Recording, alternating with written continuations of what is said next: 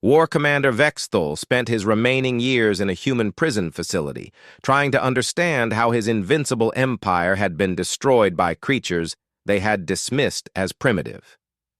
The answer came to him slowly. Humans didn't just fight to survive. They fought to ensure that what happened to them would never happen to anyone else. That difference had made them unstoppable. The Zephyrian Empire was gone, but its defeat had created something better. A galactic federation where cooperation replaced conquest, where the strong protected the weak, and where species like humanity made sure that tyranny could never rise again. The Empire had struck Earth expecting an easy victory. Instead, they had awakened something that would change the galaxy forever. Humanity had not just Sir. The year was 2387, and the galaxy was not a kind place. Most worlds lived under the boot of the Zephyrian Empire, a race of tall crystal beings who believed they owned everything that lived and breathed in space. They had conquered over 300 star systems, and they were not done yet. Captain Jake Morrison stood on the bridge of his ship, the New Horizon. He was a man in his 40s, with gray hair and tired eyes. He had seen too much of the galaxy's darkness in his years as an explorer. His ship was not built for war.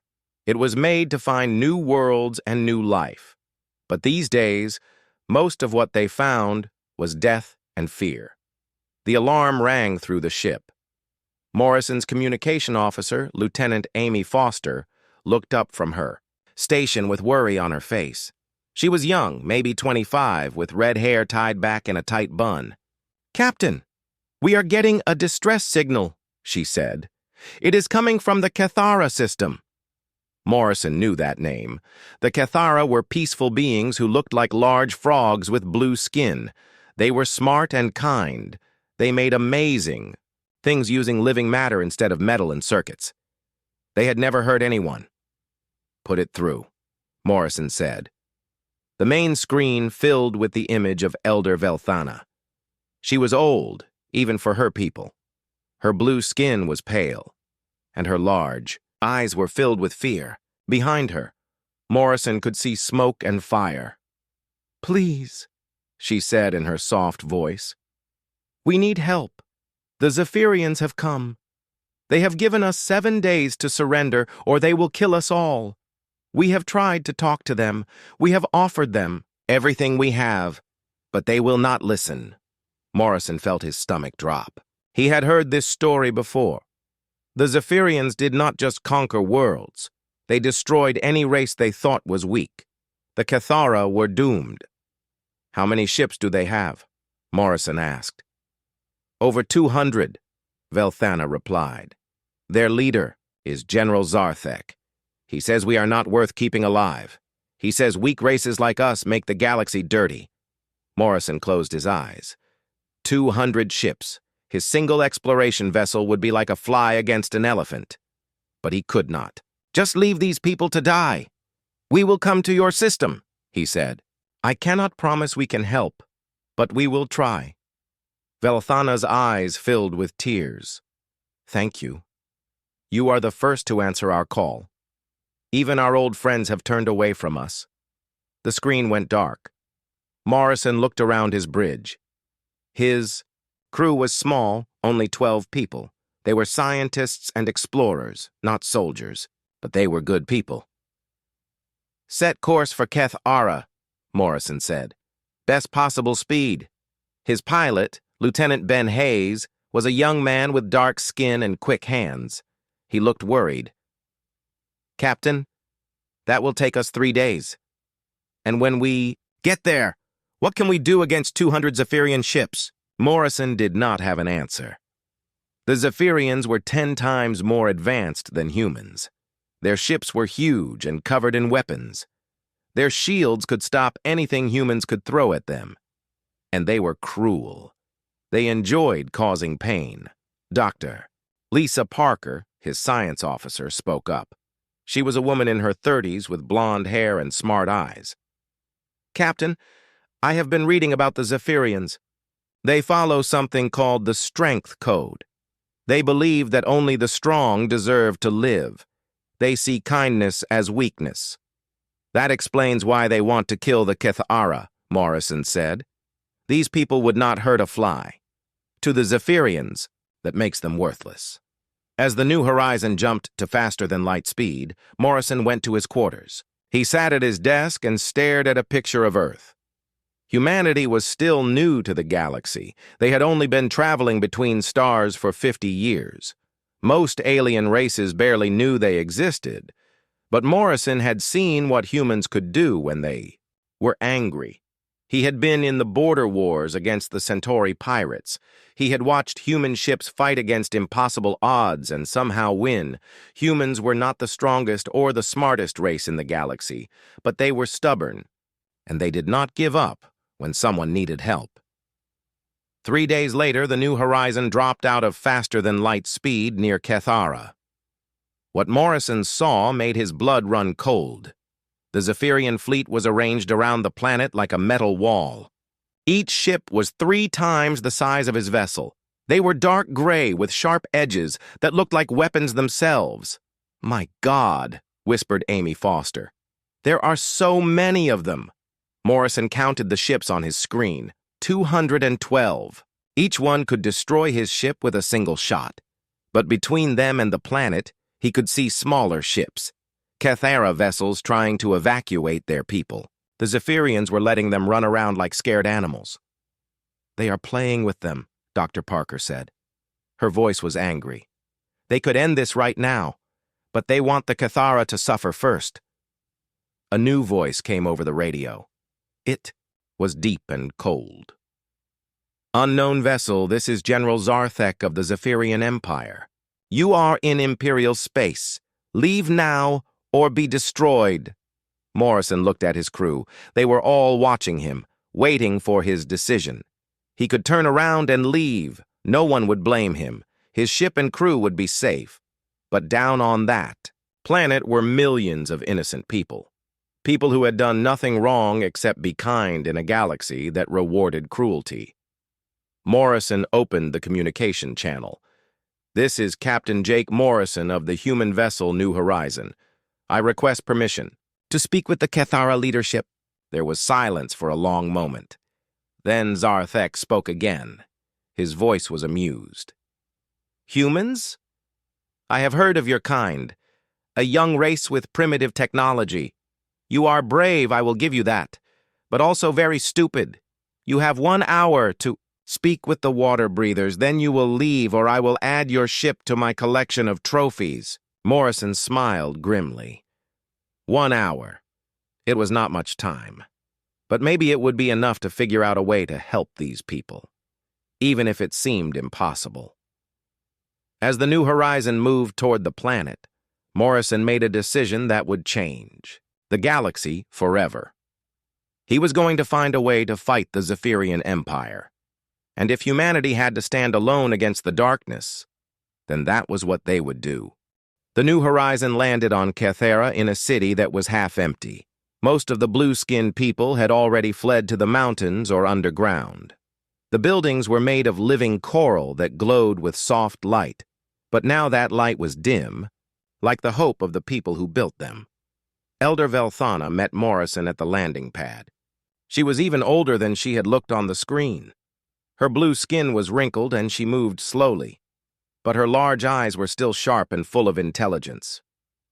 "Captain Morrison," she said in her soft voice, "I am grateful you came, but I fear you have only come here to die with us." Morrison looked around at the empty city. "How many of your people are left on the planet?" 12 million, Velthana replied.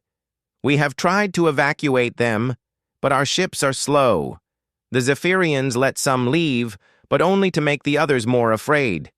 They enjoy our fear." Dr. Parker was scanning the coral buildings with her equipment. "This is incredible," she said. "These structures are alive. They grow and repair themselves. Your biotechnology is centuries ahead of anything we have." Velthana nodded sadly. "We have always preferred to work with life instead of against it." "But life cannot stop the Zephyrian weapons. Our beautiful cities will be ash in 4 days." Morrison felt anger burning in his chest. The Zephyrians were bullies, nothing more. They used their strength to hurt those who could not fight back. It reminded him of the worst parts of human history. Elder Velthana, Morrison said, tell me about other races in the galaxy. Are there others who would fight the Zephyrians if they had a chance? The old alien looked surprised. Fight the Empire? Captain, that would be suicide. They have ruled for over 1,000 years. Their technology is too advanced. Their fleets are too large. That was not what I asked, Morrison said firmly. I asked if others would fight if they had a chance. Velthana was quiet for a long moment. Then she led Morrison and his team into a large building that looked like it had grown from the ground itself. Inside, the walls were covered with screens, showing images from across the galaxy. For 50 years we have been watching your species, Velthana said. We study all new races to see if they might be friends or enemies. What we learned about humans was very strange. The screens showed images of human history, wars, disasters, people helping each other in times of trouble. Morrison saw pictures of humans fighting against impossible odds and somehow winning. You are not the strongest race, Velthana continued. You are not the smartest. Your technology is basic compared to most galactic civilizations. But you have something we have never seen before. You fight hardest when you are protecting others. Dr. Parker was studying the images with interest. You have been watching us for 50 years? Why? Because we knew this day would come, Velthana said. The Empire grows larger every year. They have conquered the Veltar, who could become invisible. They destroyed the Morden, who had shields that could stop any weapon. They enslaved the Crixana, whose guns could crack planets. Each time, these races fought alone. Each time, they lost. Morrison was beginning to understand. But you think humans might be different? Perhaps, Velthana said. We have contacts with other conquered worlds, secret communications that the Empire does not know about. These worlds remember freedom. They would fight if they believed they could win. But they need someone to show them that the Empire can be beaten. Lieutenant Ben Hayes spoke up. Elder, with respect, the Empire has never lost a major battle. How can we show anyone that they can be beaten when we cannot beat them ourselves? Velthana smiled for the first time since Morrison had met her. Because, young human, the Empire has a weakness they do not know about. They have been so strong for so long that they have forgotten how to adapt. They fight the same way every time. They expect their enemies to be afraid. But humans are not always afraid, Morrison said, understanding. Exactly. And more importantly, humans make other people brave just by being near them. We have seen this in your history. When humans stand up to bullies, others find the courage to stand up too. Morrison looked at the screens showing the conquered worlds. Millions of beings living under the Empire's boot, all of them waiting for someone to give them hope. What are you asking us to do? Morrison said. Send a message to your homeworld, Velthana said. Ask them to bring your fleet here, not to save just us, but to start a war that will free the entire galaxy. Dr. Parker looked shocked. Elder, our fleet is tiny compared to the Empire. We have maybe 50 ships total. Most of them are exploration vessels like ours. Numbers are not everything, Velthana said. The Empire rules through fear. If even one human ship can damage a Zephyrian vessel, word will spread across the galaxy. Other races will remember that the Empire can bleed. Morrison thought about what she was asking. Earth's entire military force against an empire that had ruled for 1,000 years. It was crazy. It was suicide. It was exactly the kind of thing humans always did when someone needed help. I need to speak with my crew, Morrison said. That night, Morrison gathered his 12 crew members in the ship's meeting room. They were all tired and scared, but they listened as he explained what the Cathara were asking. They want us to start a galactic war, Lieutenant Hayes said, with 50 ships against thousands. The odds are not good, Dr. Parker admitted. But Elder Velthana is right about one thing. The galaxy is full of conquered races who hate the Empire. If we could somehow show them that the Zephyrians can be beaten. Amy Foster, the young communications officer, raised her hand. Captain, I have been monitoring Zephyrian communications. They are not just planning to conquer Cathera. They are planning to destroy it completely. Every city, every person. They want to make an example. Morrison felt his anger growing again. The Zephyrians were not just conquerors. They were monsters who enjoyed causing pain. I am going to send a message to Earth, Morrison announced. I am going to ask Admiral Cross to bring the fleet here, not because we can win, but because it is the right thing to do. His crew was quiet for a moment. Then Dr. Parker spoke up. If we do this, we might all die. Yes, Morrison said. We might. But if we do nothing, 12 million innocent people will definitely die. And tomorrow, it will be another world. And another. Until there is no one left to save. One by one, his crew nodded. They were scared, but they were human. And humans did not abandon people who needed help. Morrison went to his quarters and recorded a message to Earth. He explained about the Cathera, about the Empire, about the chance to free the galaxy. He knew that Admiral Helen Cross would have to make an impossible choice. Risk humanity's entire military for people they had never met. But Morrison also knew something about humans that the Zephyrians did not understand. When someone was in trouble, humans came running. It did not matter how dangerous it was. It did not matter what the odds were. Humans protected those who could not protect themselves. As he sent the message toward Earth, Morrison looked out at the Zephyrian fleet surrounding the planet. In 3 days, those ships would begin their attack.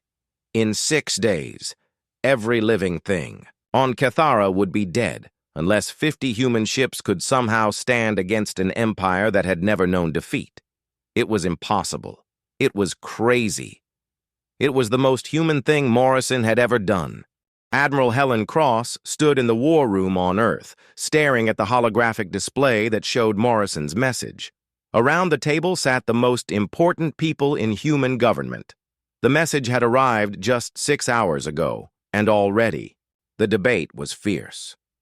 Cross was a woman in her 50s with short gray hair and steel in her eyes. She had fought in every major human conflict for the past 20 years. She knew war, and she knew when the odds were impossible. "This is madness," said Council Member Robert Hayes. He was a thin man with nervous hands who always worried about everything. "We would be sending our entire fleet to fight an empire that has never lost a war, for people we have never even met." Council. Member Linda Stone disagreed. She was younger, with fire in her voice. "If we do nothing, we are telling the galaxy that humans only care about themselves. Besides, if this empire is as powerful as Morrison says, they will come for us eventually anyway." President Alex Turner sat at the head of the table. He was a big man with kind eyes who had spent his life trying to make the galaxy a better place. He looked tired, like the weight of the decision was crushing him. "Admiral Cross," Turner said, "give me your honest opinion. Can we win this fight?" Cross looked at the tactical display showing the Zephyrian fleet. 212 ships, each one more advanced than anything humans had ever built. Against that, Earth could send 50 ships, most of them exploration vessels with light weapons. "No, sir," Cross said honestly. "We cannot win, not in any normal sense. The Zephyrians have better shields, better weapons, better everything. If we fight them ship to ship, we will lose badly." "Then why are we even discussing this?" Hayes asked. "We would be throwing away every ship we have." Cross smiled grimly. "Because normal ship-to-ship combat is not the only way to fight a war. The Zephyrians have been winning the same way for 1,000 years. They expect their enemies to be afraid and fight defensively. They do not expect someone crazy enough to attack them directly." Dr. Maria Santos, Earth's top scientist, spoke up. She was a small woman with bright eyes who always saw possibilities where others saw problems. Admiral, Morrison's message mentioned that the Cathara have advanced biotechnology. Could we use that somehow? That is exactly what I was thinking, Cross said. Human technology is based on metal and circuits. Theirs is based on living organisms.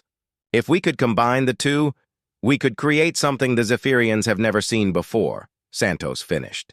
Something they would not know how to fight. Turner leaned forward. How long would we have to prepare? Morrison says the Zephyrians gave the Cathara 7 days, Cross replied. His message took 3 days to reach us. So we have 4 days. To get there if we want to arrive before the attack begins. 4 days to cover a distance that normally takes 10, Hayes said. Impossible. Cross looked at Chief Engineer Carlos Rodriguez. He was a young man with oil-stained hands who could make machines do things their designers never dreamed of. Carlos, can we push our engines that hard? Rodriguez grinned. Admiral, my engines are like my grandmother's old car. They complain. A lot, but they never quit when you really need them. We can make it in 4 days. The ships might need new engines when we get there, but we can make it. Turner stood up and walked to the window. Outside, he could see the lights of humanity's greatest city. 50 million people living their lives, unaware that their government was about to risk everything on a desperate gamble. If we do this, Turner said slowly, we could lose everything. Our entire fleet, our protection, our future. Yes, sir, Cross said. We could.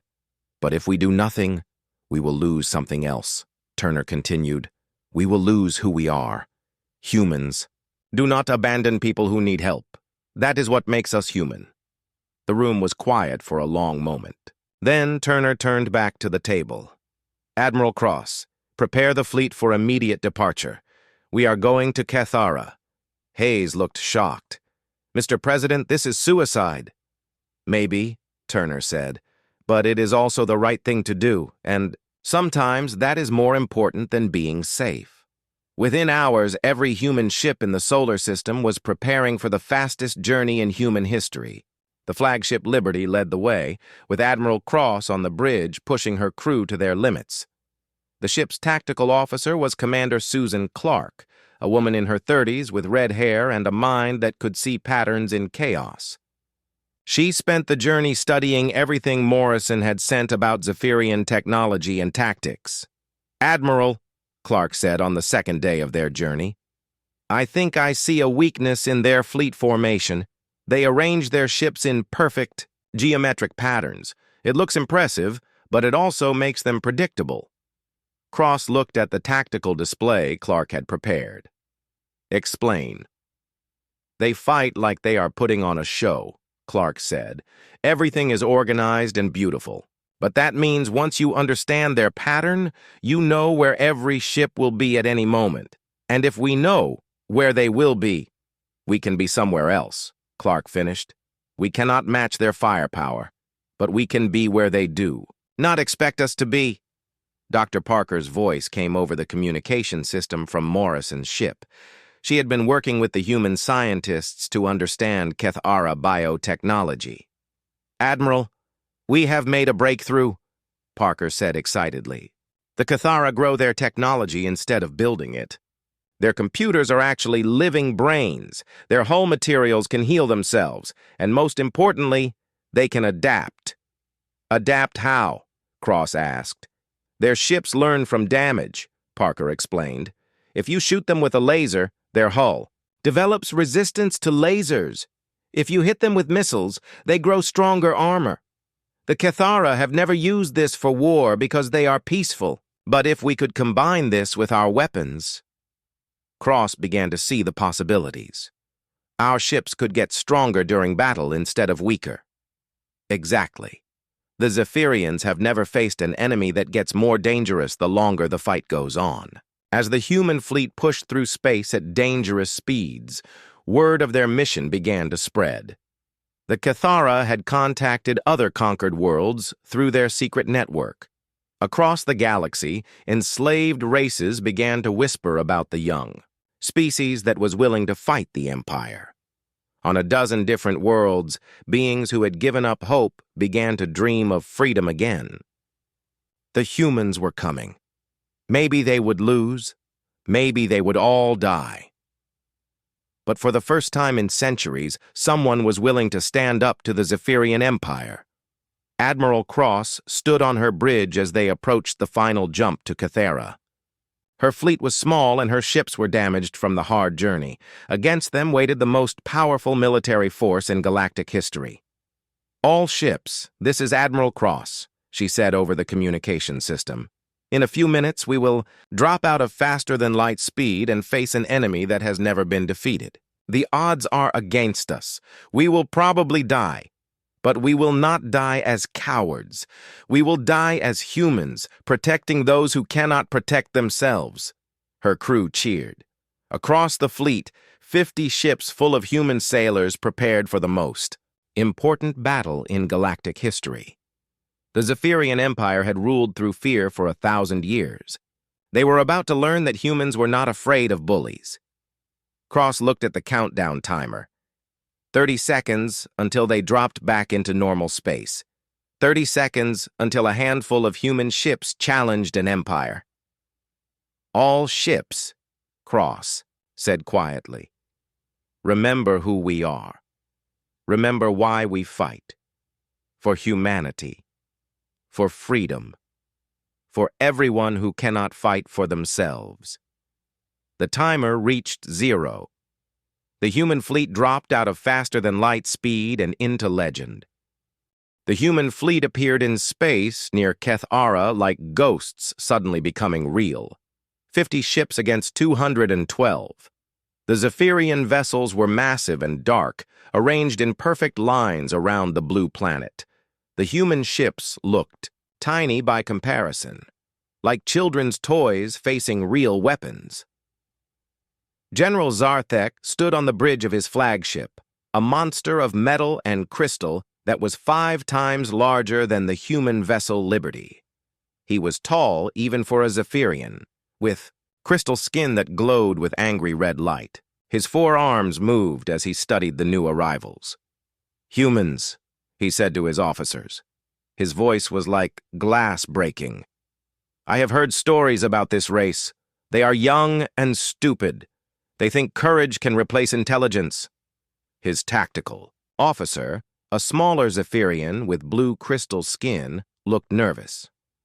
"General, our scouts report that Earth sent their entire fleet. Why would they risk everything for people they barely know?" Zarthek laughed, a sound like metal scraping metal. "Because they are fools. Today I will destroy 2 races instead of 1. The Empire will reward me greatly." On the Liberty, Admiral Cross watched the Zephyrian fleet through her main screen. The enemy ships were beautiful in a terrible way, all sharp edges and glowing weapons. She could see why no one had ever beaten them in battle. "Admiral, Commander," Clark said from her station, "I am reading over 3,000 weapon systems pointed at us. Each of their ships has enough firepower to destroy our entire fleet." "I know," Cross said calmly. "That is why we are not going to fight them the way they expect." She opened a communication channel to the Zephyrian flagship. "General Zarthek, this is Admiral Helen Cross of the human fleet. I challenge you to single combat according to galactic law." The bridge of the Liberty went quiet. Single combat was an ancient tradition that even the Empire respected. But it was also incredibly dangerous. If Cross lost, the human fleet would have to leave. Zarthek's face appeared on the main screen. His crystal features showed amusement. "Single combat? You amuse me, little human. Very well, I accept. But when I kill your champion, your ships will leave and never return." "And if we win?" Cross asked. "You will not win," Zarthek said confidently. "But if by some miracle you do, I will give you 1 day to evacuate the water breathers before I destroy their world." It was not much, but it was better than nothing. Cross looked around her bridge. "Commander Clark, you are our best fighter. Are you willing?" Susan Clark stood up. She was not a large woman, but she had trained in combat her entire life. "Yes, ma'am. But Admiral, The Zephyrians are much stronger than humans. In a fair fight, I will lose. Then we will not fight fair, Cross said with a grim smile. Dr. Parker's voice came over the communication system from Morrison's ship. Admiral, we have been working on something. The Cathara biotechnology can be attached to our equipment. Commander Clark's suit could adapt during the fight. Adapt how? Clark asked. If he hits you with an energy weapon, your armor will learn to absorb that energy, Parker explained. If he tries to crush you, your suit will become harder. The longer the fight goes on, the stronger you will become. Clark nodded. That might work. The Zephyrians are used to winning quickly. They do not know how to fight an enemy that gets stronger instead of weaker. An hour later, Clark stood in the cargo bay of a neutral space station between the two fleets. She wore a modified human combat suit that was covered with living Cathara technology. The biocomponents pulsed with soft light, ready to adapt to whatever Zarthek threw at her. Zarthek entered from the other side. He was huge, nearly 8 feet tall, with 4 arms that ended in crystal claws. His skin glowed with energy that could cut through metal. He looked at Clark like she was an annoying insect. "You are very small for a champion," he said. "I will try to make your death quick." "Thanks," Clark said. "I will try to make yours educational." The fight began fast and brutal. Zarthek was incredibly strong and fast. His crystal claws cut through the air where Clark had been standing a second before. She rolled and dodged, staying just out of reach of his attacks.